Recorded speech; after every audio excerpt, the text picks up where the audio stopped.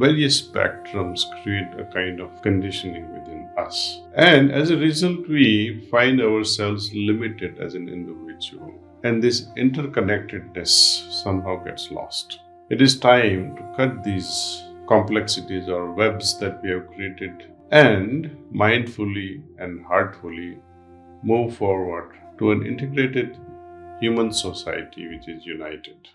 One wonders at how we become so specially individual. What is so special about each one's individuality? How is that individuality created in the first place? And how the same individual changes his or her own mask during each transmigration, life after life. How do we end up creating such a very subtle persona around us? Let me give you an example.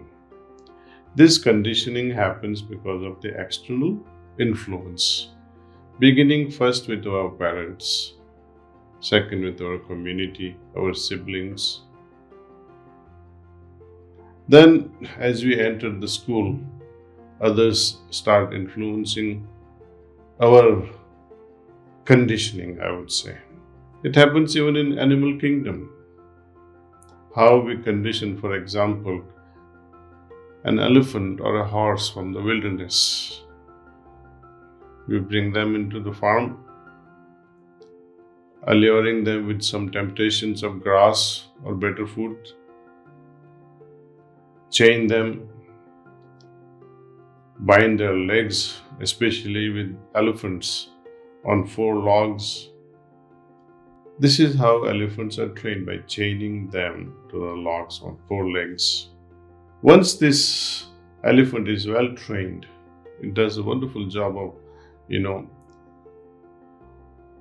helping humanity, entertaining humanity at many levels.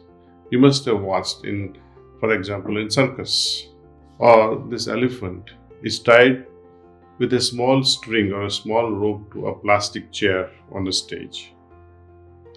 Once upon a time, the same elephant could have, before the training, dismantled the entire circus tent. No one could have stopped. But now, after conditioning, it is tied with mere rope with a chair. See how this training or conditioning has changed and made him forget its original strength.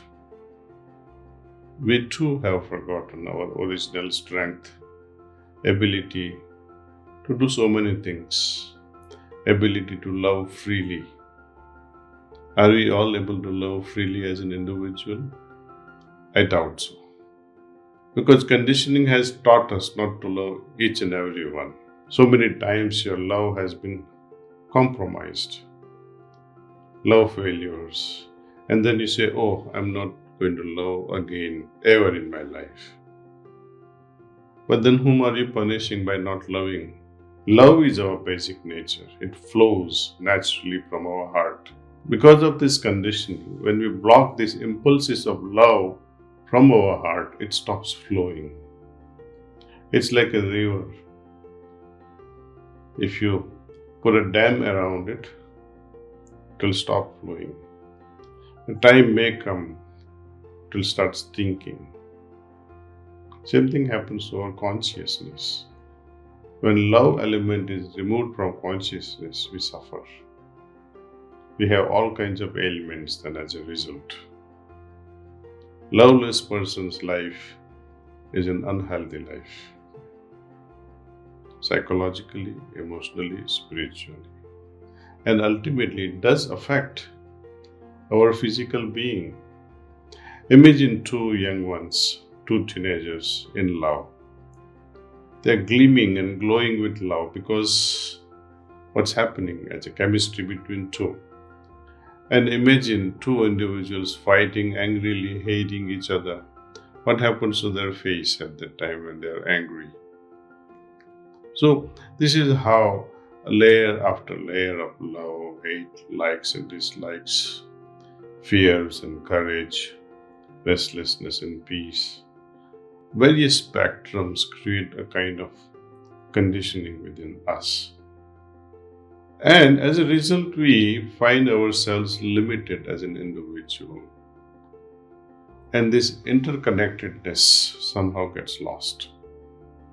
It is time to cut these complexities or webs that we have created and mindfully and heartfully move forward to an integrated human society which is united.